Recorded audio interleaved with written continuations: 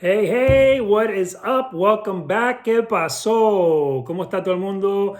This is Armando the call. We're back at Armando's house. Welcome back to my garage and the two Fridas. I hope you guys have been well. Today we got an exciting topic that we're going to cover today. And, our world is changing really fast. And some good ways, maybe not some good ways, but I'm an optimist. And at the end, we're going to be in a better place. So let's talk about one of those better places situations where things are changing pretty quickly. And that is one of my favorite topics to talk about, Bitcoin, and in El Salvador, where things are changing very, very quickly. In case you've been under a rock, you probably know that El Salvador has announced, actually formalized, that Bitcoin will become a currency, just like the US dollar is a currency, which means that, everywhere you go, merchants will be required to offer Bitcoin as a means of purchasing. So you go to McDonald's, you want to buy a Big Mac, you can also pay for it with Bitcoin. Now, I wouldn't suggest doing that, but hey, if you like to, you have that option. And I know a lot of people are like, hey, Armando, why does it matter? Who cares? What's the big deal? Or maybe you're on the other side saying, it is a big deal. And I love Bitcoin and I think it's great. It's the future. Or maybe you're someone that's just confused on the topic and you just don't understand why El Salvador is choosing to do this, why it matters. Or perhaps you're a bit skeptical and you think, this is the rich, it's money for the rich, or it's some form of, a different type of government control, or perhaps it is, it's just for rich people. It's not for the everyday person in El Salvador. And I thought I'd share my opinion on the topic because, we Latinos love our freedom, we love our culture. And if you look at what's happening in the world, it's an interesting time with countries, especially now with what's happening with let's just call it the illness. There's more government control in our lives. And in Latino America, we all want to grow. We want to be prosperous. We want to be up there on the world stage, and we have been, and we made great leaps. But there is also a feeling that we haven't seen our potential in that part of the world. And for me, I think Bitcoin really represents an opportunity to get out ahead, right? And take an early position and take advantage of, in El Salvador's case, being a small country, and by using Bitcoin, what that means in terms of an economic opportunity, both for the nation and for the average person. And so I thought I'd take a moment maybe to explain at least my perspective and why I'm such a supporter of Bitcoin, and why I think President Bukele's decision is a great one, I think, to go and support this. And so let's start, before we talk about Bitcoin a little bit, let's just really quick talk about money, okay? Because we all have money in our pockets, in our bank accounts. But what most of us don't think about every day is that when you think about a currency, all right, which is a medium of exchange that we use every day to trade things, trade for things instead of trading, bartering for, chickens for goats or whatever it is, or services, we use currency, whether it's a dollar or whatever it is, to buy the product that we'd like or the service that we need. And most of that, when we talk about a currency, they're government controlled currencies. Okay, the US dollar is an example. Now, the way that the currencies are controlled is the governments can just create more currency sometimes. That's literally, they make money out of thin air, literally. So there is an economic situation and the government decides they want to create some stimulus so that businesses can invest more. Well, they might lower interest rates, or sometimes they literally send people money in the form of maybe stimulus checks or maybe other social benefits.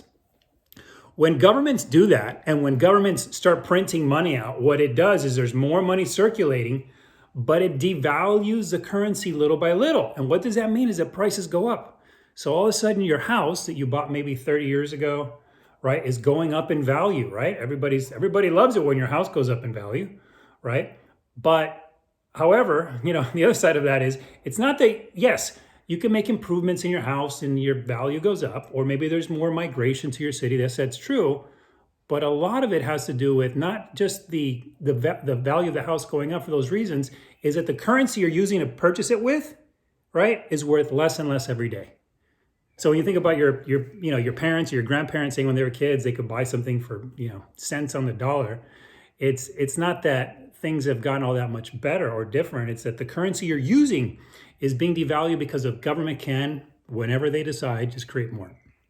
And so to come back to Bitcoin, the advantage that Bitcoin has is that it's not controlled by any one government. Now, that's not to say it can't be manipulated, because it's still so early on that those that own a lot of Bitcoin can manipulate the price. But as more and more people come into Bitcoin, institutions get into it, governments like El Salvador get into it, and others, many, many others, because this is just the beginning. By the way, El Salvador is the first country in the world to adopt Bitcoin as a currency. It's a huge thing. But as more and more communities, countries adopt Bitcoin, we're going to see less of that volatility. It'll be less manipulated, let's say, by those that own a lot of it. And we will have finally a global, maybe perhaps one day, a global currency that is not owned or controlled by any one government. And I think that's an incredibly beautiful thing. And if you think about a small country like El Salvador that is limited in its economic capacity, getting in early and adopting Bitcoin as a currency is an incredible benefit, right? They're taking advantage of the fact that they're small and they're nimble, right? And if Bitcoin continues to grow the way it has over the next few years, or even a percentage growth compared to the last few years, there will be an incredible prosperous opportunity for the people of El Salvador. Because what that will mean is that investment will come into the country, right? You've seen what the president has been doing, right? And from a tax perspective, we won't spend time on it now, but they're making it really interesting for those that want to, move their capital there to, trade Bitcoin or invest in Bitcoin, or because there'll be less kind of infringement from a tax perspective. So they're really trying to attract a lot of the capital into the country. And what's going to happen over time, they're going to attract more capital, more money is going to come into the country.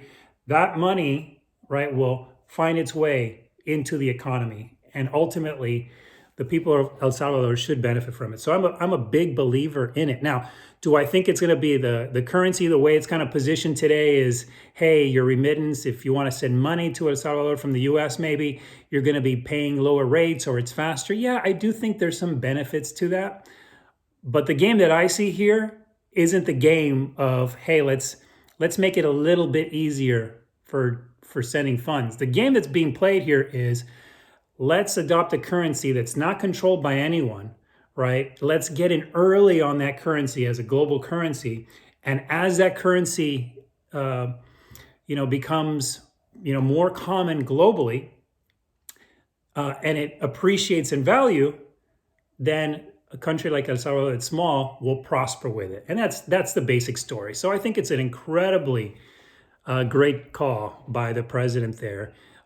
Is it going to pay off? We'll see. Is it perfect? No.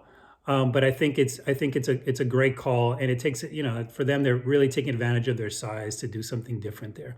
Now, let's look at one specific scenario and how this is actually playing out in El Salvador, because El Salvador, when I mentioned that they're trying to attract a lot of capital, it's not just capital coming in. They're doing some things that are different there, and they're communities that are really grabbing the bull by the horns, so to speak. And so let's look at the beachside community of El Zonte. And El Zonte, if you kind of look it up, I'll put the link in the description to their website and to their Twitter handle. But, they have a community that's been, that's been created there. It's called the Bitcoin Beach. And whether you want to buy some fruit, or you want to maybe rent a surfboard, or you want to pay for a hotel, they've created a community there where the whole community, you can use the Bitcoin Beach wallet, which is backed by a company called Stripe, or they have a partnership with Stripe. So you can create your own wallet, and you can use that wallet to pay for things every day without it being a currency, without anybody else, the government having to approve that or review it. It's their own wallet. And I think that is such a fantastic initiative, right? And it really demonstrates what communities can do. We work together as a community. We've got a common vision, and we think about not just our current needs, but where we're headed. And I tip my hat to all those that are involved with that initiative because prior to this, most people outside of El Salvador knew El Salvador is, a place that's got great beaches, great surfing, and maybe a couple of other things, but not a whole lot. And now, with this initiative around Bitcoin, the country has really an opportunity to stand, in front of its global peers and be the first to fly the Bitcoin flag. And what an incredible opportunity for the country and for the community. So as you can tell, I'm a big supporter of Bitcoin. I'm a big supporter of what the government is doing there in this case. We'll see how it plays out. We'll see over time if this is actually a beneficial scenario for the government and for its people. But I think it's a well-called, well-measured bet.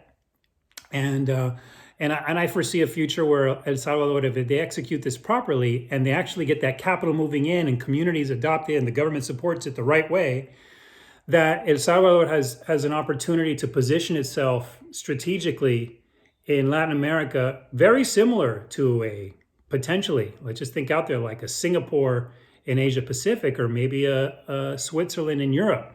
And because of its strategic location in Latin America, this can really set the stage for them not only to attract a lot of capital, but for them to prosper for years to come. So, I think there's a lot to be proud of there. I think each person, though, you should do your own research. You should educate yourself. You should figure out to what extent you should play in cryptocurrency or not. It is extremely volatile. But with that volatility comes opportunity. But I think this is more than just money, or this conversation is more than just about money, and it's more than just about what's happening in a country. This is about wealth. This is about freedom. This is about freedom of movement, freedom of income, freedom of all those things, and it's worth watching. So, in any case, I just want to get on here and just share my views on what's happening in El Salvador. And let's keep an eye on what's happening here. I'd love to hear your comments and thoughts. Please leave them below, and please continue to subscribe to the channel.